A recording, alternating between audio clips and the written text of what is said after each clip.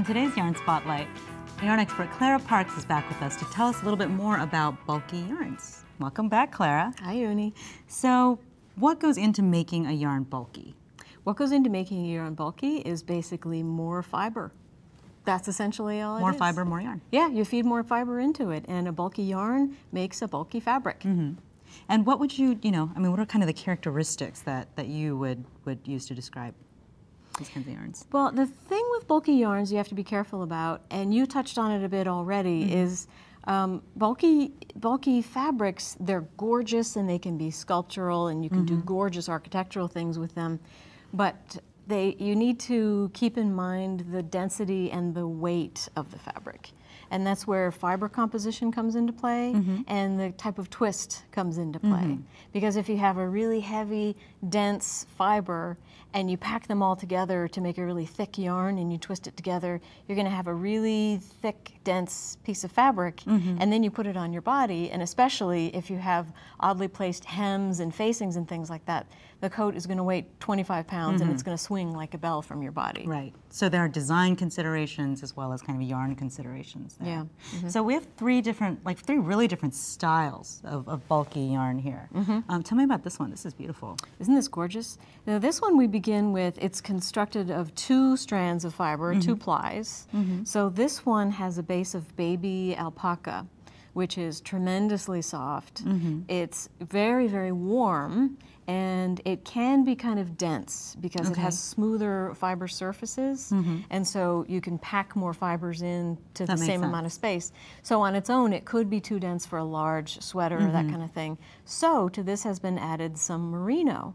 And merino, within that kind of blend, it behaves sort of like a yeast. It opens up the fibers, helps them separate from one another, and it gives you more air and more puff to the fabric. Like a leavening agent. Yeah, exactly. Yeah. And then on top of that, if we're talking leavening agents, then what would this be? I want to say powdered sugar, but that's really not what silk is like.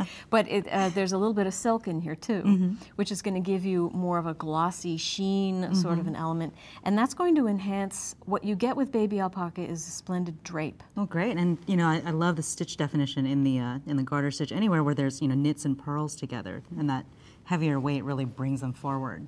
Yeah, garter stitch is really probably my favorite unsung hero of a stitch because it's so three-dimensional, it's so corrugated, it's so stretchy, and especially in a 2-ply yarn, it really makes those purl ridges puff out really nicely. In stockinette, with the shadows of the plies, it gives kind of a rice or a cobblestone effect to your knit stitches, which can be neat. It adds to the sort of earthy, comfy, cozy element of it. That's lovely. Yeah, I like it. Well, and here we have a singles yarn, I think.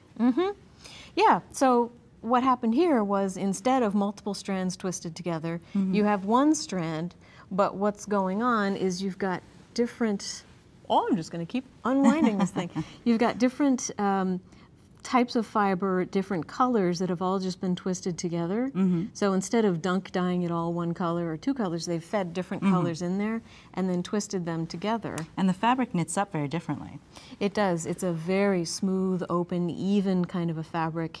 Now here what I did, just to sort of play with it, was I knit through the back of the stitch instead of through the front of the stitch, which is how I would normally do it. So for me it was different. And it twists, instead of your stockinette stitches acting like a happy little V, it sort of twists them, so now they have crossed legs. And a lot of times when you do that, it's going to pull in the fabric a little bit. So I was just sort of playing around with that to see what happens. But with the total roundedness, there's no ply shadow interrupting. With the singles, it gives kind of a cool change to what would normally be just stockinette. Very cool. And then here's a yarn that's pretty similar to our first one, but it's pure alpaca, is that right? Just very quickly. Yes, yes. This is pure alpaca. This is a dream scarf yarn or a hat or something that you want to be just really, really warm and cuddly and cozy. From that density, from the alpaca. Utter density and warmth, but you don't need so much that weight might become an issue. Well, beautiful. Great tips for choosing the right bulky yarn to fit with your bulky project. Thanks so much, Clara.